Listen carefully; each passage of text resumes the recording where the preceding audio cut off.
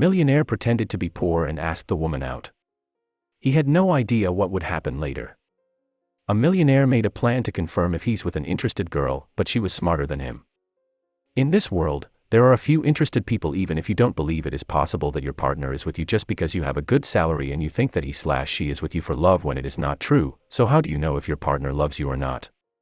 The truth you'll see in this video is very popular in Eastern Europe. This story has happened in the Czech Republic and more specifically in Prague.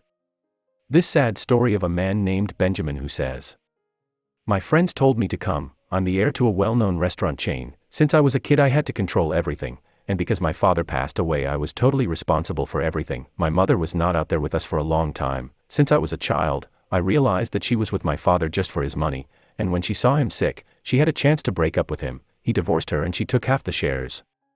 Now she's married to another man. Actually she never cared about me. I've been a unique son. And believe me, it's very annoying not to be able to have someone stay by your side.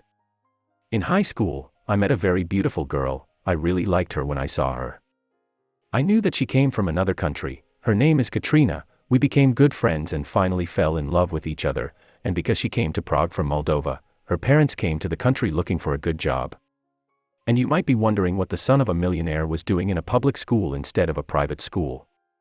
Let me remind you that my parents had never been worried about me. They spent so much time in their jobs and the only person who was looking for the best for me was a nanny. She was my teacher and she put me in the same school with her granddaughter, so I was there after high school. Katrina asked me a big request to help her and pay for her college studies, and she told me that her parents had returned to Moldova because her grandmother was in bad health, so she was practically alone, so she insisted on her parents to stay here to study and work. She promised to return the money as soon as possible, and then I immediately told her, yes, no problem.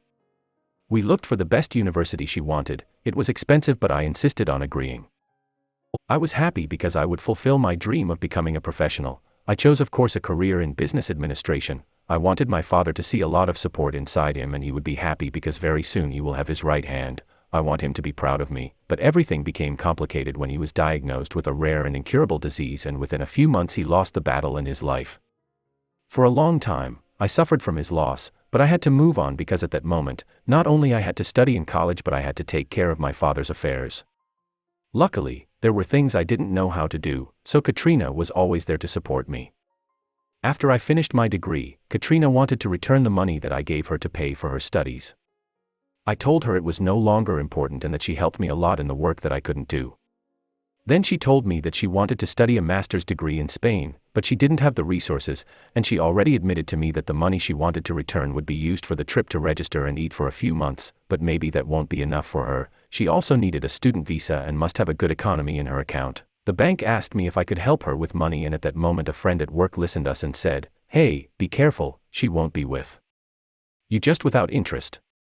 I didn't say anything, and when I got home I thought this made me remember my mom, but I don't think Katrina was like my mom. She was completely different, so I gave her money, I helped her get the visa, and I always called her to find out what it was like to work. I couldn't go see her, so I paid for her ticket so she could come here, and as soon as she came, she asked me for more money. She told me she was going to give it back to me as soon as possible, and I believed her.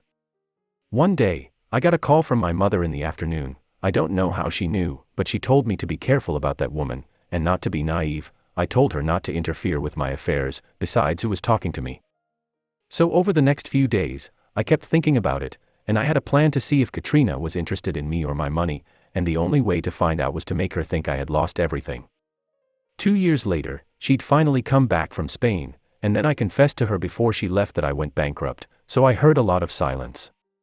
I wanted to know on the phone what her reaction was. Then she just replied that, "Don't worry, I will be with you soon and we will find a way forward."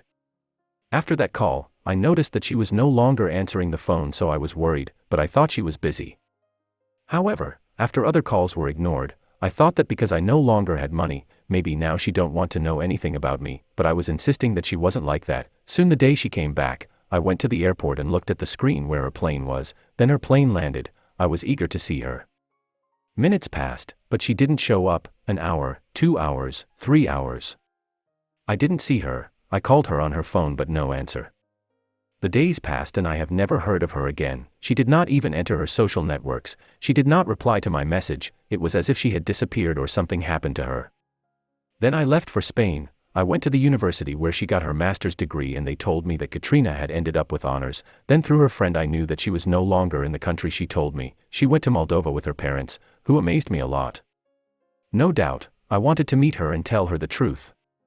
The next morning, I got in a taxi and took me to a small town near the capital at the time.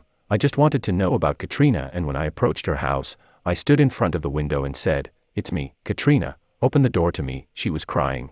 I couldn't understand why she was crying, and then she saw me and came out, and when she opened the door she said, "I know you tested me, so I can't be with someone who did something like that to me. I'm so sorry, but I'm not going to tell you who told me, but I can't let you treat me like this. I've been with you for so many years and you don't even know me. Please leave. Thank you infinitely for everything you've done for me. I'll always remember it and I'm going to be here if you needed help, but don't ask me to come back with you."